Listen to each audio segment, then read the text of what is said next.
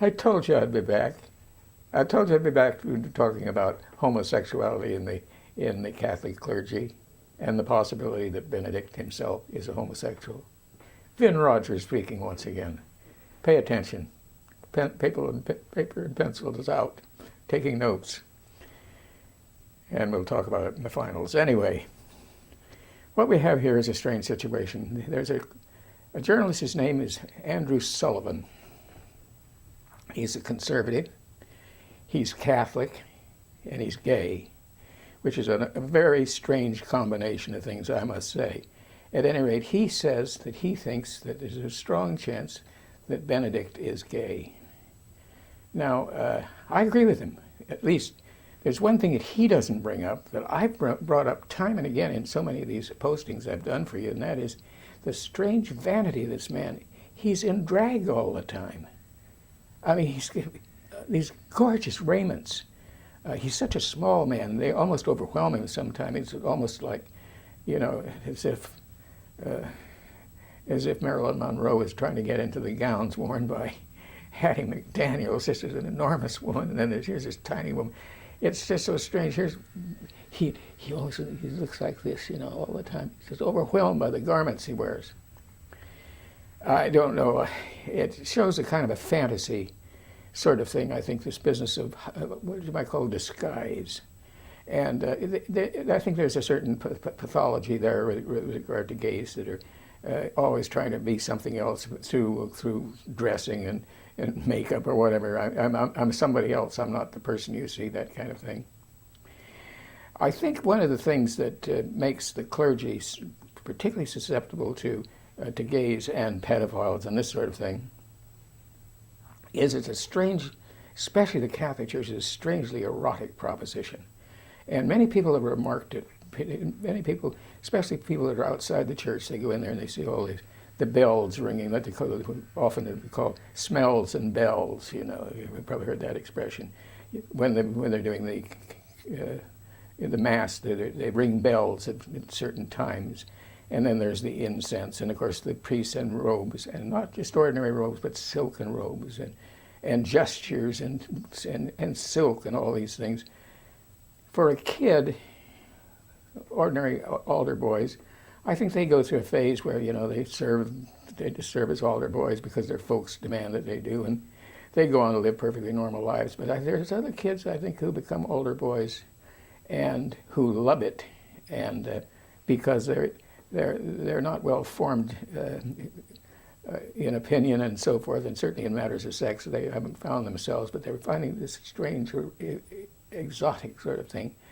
I think that's one of the reasons why you get a saturation of gays in Catholic ministries in recent years. And in this regard, here's a book that if you can get it, I mean, you may have a problem getting the book. This is Sex, Priests, and Power by Richard Sipe. And Richard Sipe is a psychotherapist, a former priest himself, and he discusses the tendency for gays to go into Catholic ministry. And I've tried through doing a little research of my own on the internet to find a satisfactory figure, and it's difficult to do for reasons we can explain, but it's estimated that of the Catholic clergy in the United States especially, that some 50% of them are straight and supposedly celibate, but we'll get into that matter. But anyway, they're mostly straight.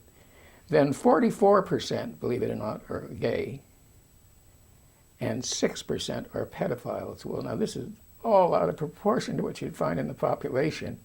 I mean, you'd find maybe gay population, there might be 5% in the total in the American population, and as far as pedophiles is concerned, maybe tiny.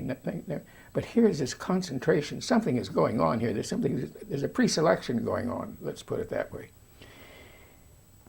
And then there's the very morality of it, the idea that things that are forbidden are things that are desired. The French say, choses désirées, c'est les choses défendues, that the desired things are the forbidden things.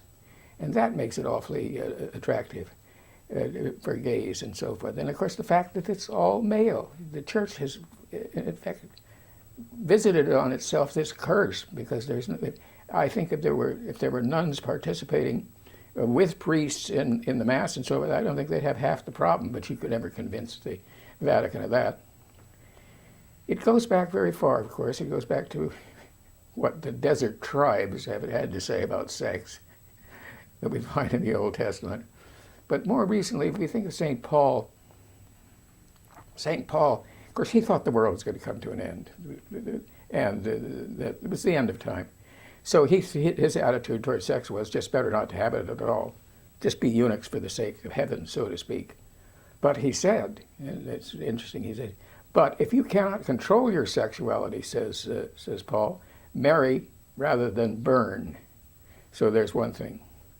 Now, another indication of this, so far as the Catholic Church is concerned, and this goes to Augustine, and to whom they did not pay careful attention, he once again emphasized there could be no sex outside of marriage. In fact, he even had the screwy idea. He said, what you should do is go to a prostitute to have your sex so that you don't violate your wedding vows. Well, kind of strange.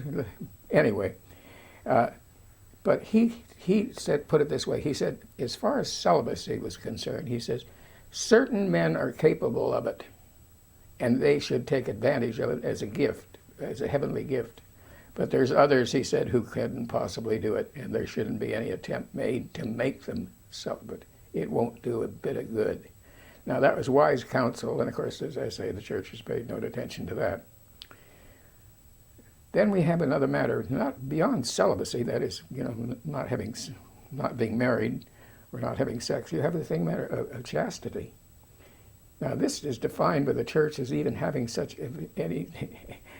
having a little fun with your fist, but also dirty thoughts. And it brings to mind some years ago, and before Carter became President of the United States, he was trying to define his image a little bit as an approachable kind of guy, and he gave an interview to Playboy magazine. And the interviewer asked him if he'd ever been involved in adultery. And Carter said, well, yes, I have, he said. And the interviewer wanted to know what it was all about. And Carter said, well, he says, when I see beautiful women, he says, I in my mind, I have lustful thoughts. And therefore, I've committed adultery, even that because Jesus said that, just having the thoughts, you've already committed adultery. And so I have many times, but I know the Lord forgives me. He was a good Baptist, incidentally. But there's much to what he says, because you see that defines what chastity is all about. And I can remember there was a Cardinal Bernardin in Chicago. He died some years ago, but he was right in the middle of the scandal of the pedophile priests in this thing. And somebody came along and accused him of having molested a young man and was suing the church. And Bernardin comes out before the cameras and he says, but this isn't true. He says, I have been chaste all my life. Well, when people heard that knew what chastity was all about, they just absolutely laughed, because what that would have to mean is that he never masturbated, well, maybe not that, but that he never had a dirty thought all his life. Oh, please give me a break. That's pretty tough to believe. Well, there's another thing about it, is it leads from Bernardin to another thought. Many of these, many of these priests who have been caught in, let's say, in the arms of the law because of their conduct, or even they're going for psychotherapy or something like that, and they're asked about their conduct, and they say, well, I can't be gay. I'm a priest. They say, well, I can't be a pedophile. I'm a priest. What they're saying, in effect, is the very fact of their priesthood prevents them from being this thing, even though they have committed the thing. To them, this is just a sort of a sin of minor proportion. They're celibates. And the crazy thing is that it was realized that in many of the Catholic, they had reparative therapy sorts of places that priests could go.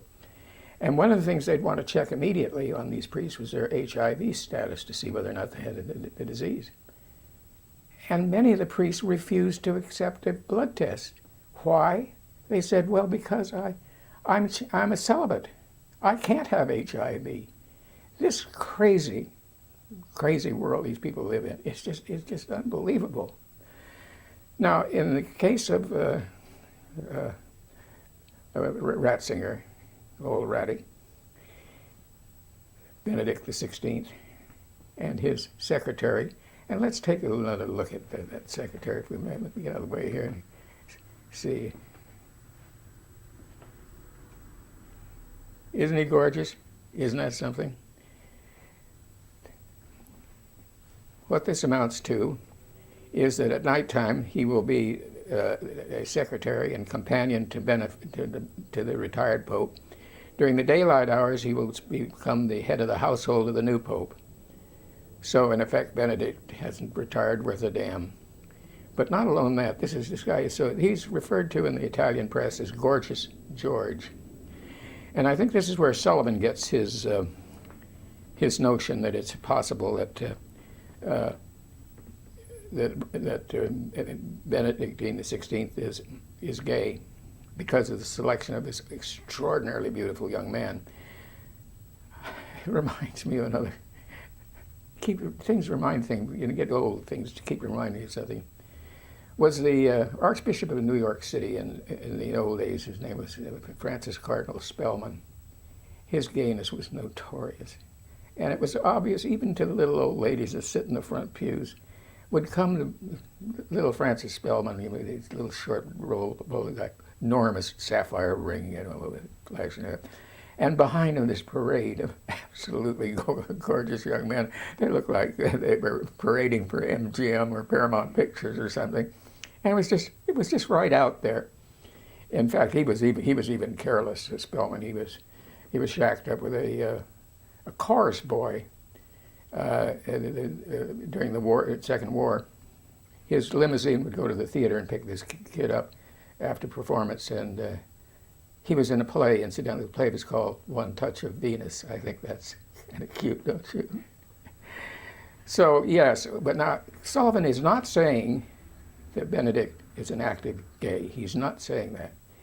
He's proposing probably a situation where it's so sublimated beneath the surface of a man like this that it doesn't arise to any erotic consequence, but nevertheless it's there and it manifests itself in things of the kind. This joy, his Georg, there it is, Georg Ganswein, and some journalist was quoted by Sullivan saying that this whole affair sounded almost like Melrose Place, which I think is very amusing. Melrose Place was one of these sitcom things where things were just a little disorderly, to say the least. But it also recalls to my mind Melrose Avenue down in L.A., where it's right there that you have RKO Pictures and Paramount Studios and everything else. And then there's all this seedy stuff on the adjoining streets and stuff. Perfect thing for the tackiness of the Catholic Church. Anyway, let's put it this way: whether or not Benedict is gay or not, I don't think anybody gives a good goddamn. Join me for the next time. I'll have something to say about something, God knows what, but I will. I'll see you then.